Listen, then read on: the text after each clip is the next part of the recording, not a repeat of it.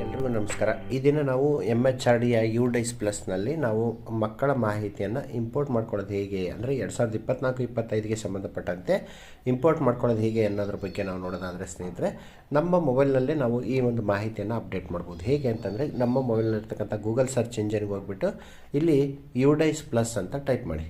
UDICE plus ಅಂತ type ಮಾಡಿದಾಗ ನಮಗೆ ಈ ಥರ ಮತ್ತೊಂದು ಇಂಟರ್ಫೇಸ್ ಓಪನ್ ಆಗುತ್ತೆ. ಈ ಒಂದು ಇಂಟರ್ಫೇಸ್ನಲ್ಲಿ UDICE ಪ್ಲಸ್ ಅಂತ ಇರುತ್ತೆ.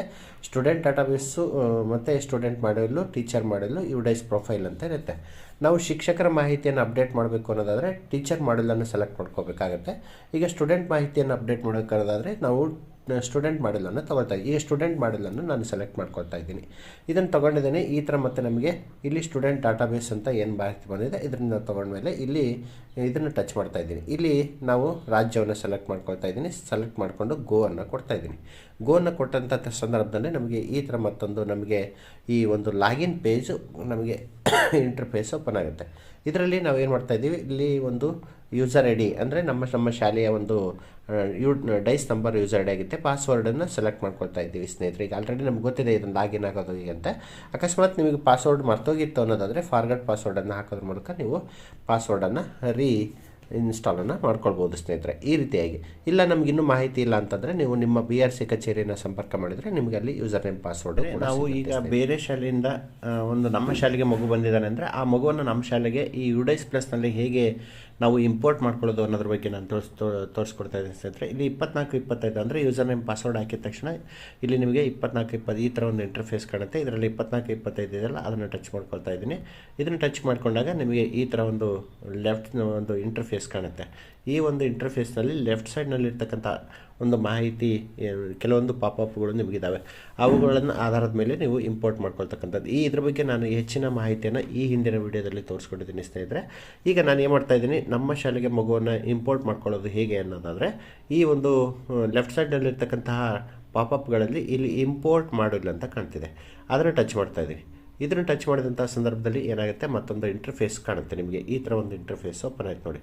ಈ ಒಂದು ಇಂಟರ್ಫೇಸ್ನಲ್ಲಿ ನಿಮಗೆ ಇಲ್ಲಿ 3 ಮುಖ್ಯವಾದಂಥ ಆಪ್ಷನ್ಗಳಿದಾವೆ. Import within state, import out of state ಮತ್ತು ಡ್ರಾಪ್ ಬಾಕ್ಸ್ ಮತ್ತು ಇನ್ಆ್ಯಕ್ಟಿವ್ ಸ್ಟೂಡೆಂಟ್ ಲಿಸ್ಟ್. ಅಂದರೆ 3 ರೀತಿಯಲ್ಲಿರ್ತಕ್ಕಂಥ ಮಕ್ಕಳನ್ನು ನೀವು ನಿಮ್ಮ ಶಾಲೆಗೆ ಈ ಒಂದು ಇಂಪೋರ್ಟನ್ನು ಮಾಡ್ಕೊಳ್ಬೋದು.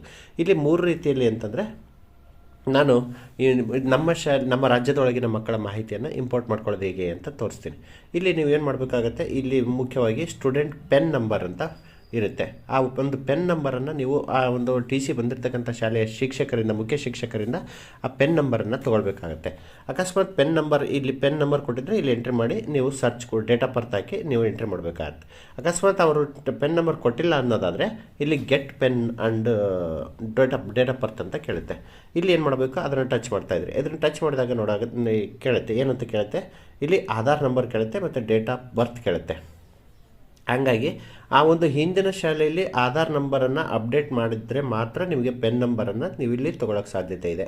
ಹಾಗಾಗಿ ಅವರು ಏನಾದರೂ ಆಧಾರ್ ನಂಬರ್ ಅಪ್ಡೇಟ್ ಮಾಡಿಲ್ಲ ಅನ್ನೋದಾದರೆ ನಿಮಗೆ ಪೆನ್ ನಂಬರ್ ತೊಗೊಳಕ್ಕೆ ತೊಂದರೆ ಆಗುತ್ತೆ. ಹಾಗಾಗಿ ನೀವು ಏನು ಮಾಡಬೇಕು ಅಂದರೆ ಆ ಒಂದು ಮುಖ್ಯ ಶಿಕ್ಷಕರಿಂದ ನೀವು ಈ ಒಂದು ಮಾಹಿತಿಯನ್ನು ಪೆನ್ ನಂಬರನ್ನು ತೊಗೊಳ್ಳೋದು ಉತ್ತಮ ಸ್ನೇಹಿತರೆ. ಇಲ್ಲಿ ಪೆನ್ ನಂಬರ್ ಹಾಕಿಬಿಟ್ಟು ಡೇಟ್ ಆಫ್ ಬರ್ತನ್ನು ಹಾಕಿಬಿಟ್ಟು ಏನು ಮಾಡ್ತಾಯಿದ್ರಿ, ಇಲ್ಲಿ ಗೋ ಅಂತ ಕೊಡ್ತಾಯಿದ್ರಿ. ಇಲ್ಲಿ ಗೋ ಅಂತ ಕೊಟ್ಟಾಗ ಏನು ಮಾಡುತ್ತೆ, ಇಲ್ಲಿ ಆ ಮಗುವಿಗೆ ಸಂಬಂಧಪಟ್ಟಂಥ ಮಾಹಿತಿ ಇಲ್ಲಿ ಡಿಸ್ಪ್ಲೇ ಆಗುತ್ತೆ. ಆ ಮಗುವಿನ ಮಾಹಿತಿಯನ್ನು ನೀವು ಅಪ್ಡೇಟ್ ಮಾಡಿಬಿಟ್ಟು ಕೆಲವೊಂದು ಮಾಹಿತಿ ಕೇಳುತ್ತೆ, ಅದನ್ನು ಅಪ್ಡೇಟ್ ಮಾಡಿ ಇಲ್ಲಿ ಸಬ್ಮಿಟ್ ಇಂಪೋರ್ಟ್ ಅಂತ ಕೊಡುತ್ತೆ. ಅದನ್ನು ಇಂಪೋರ್ಟನ್ನು ಮಾಡಿಕೊಂಡ್ರೆ ನಿಮ್ಮ ಶಾಲೆಗೆ ಆ ಮಗು ಏನಾಗುತ್ತೆ, ದಾಖಲಾತಿಯನ್ನು ಪಡೆಯುತ್ತೆ. ನಮ್ಮ ಶಾಲೆಯಿಂದ ಬೇರೆ ಶಾಲೆಗೆ ಮಗು ಹೋಗಿದೆ ಅಂತಂದರೆ ಆ ಮಗುವಿನ ಒಂದು TCಯನ್ನು ಔಟ್ ಮಾಡೋದು ಹೇಗೆ ಅಂತ ನಾನು ತೋರಿಸ್ಕೊಡೋದಾದರೆ ಸ್ನೇಹಿತರೆ, ಇಲ್ಲಿ transfer certificate module mark dropout ಅಂತ ಬರ್ತಾಯಿದೆ. ಅದನ್ನು ಟಚ್ ಮಾಡಿ. ಇದನ್ನು ಟಚ್ ಮಾಡಿದಾಗ ನಿಮಗೆ ಈ ಥರ ಒಂದು ಇಂಟರ್ಫೇಸ್ ಕಾಣುತ್ತೆ. ಈ ಒಂದು ಇಂಟರ್ಫೇಸ್ನಲ್ಲಿ ಮುಖ್ಯವಾಗಿ ನೀವು ಏನು ಮಾಡಬೇಕಾಗತ್ತೆ, ಇಲ್ಲಿ ಆ ಮಗುವಿನ ಪೆನ್ ನಂಬರ್ ಇಂಪಾರ್ಟೆಂಟು. ಆ ಪೆನ್ ನಂಬರನ್ನು ಬರ್ಕೊಂಡು ಬರಬೇಕಾಗತ್ತೆ.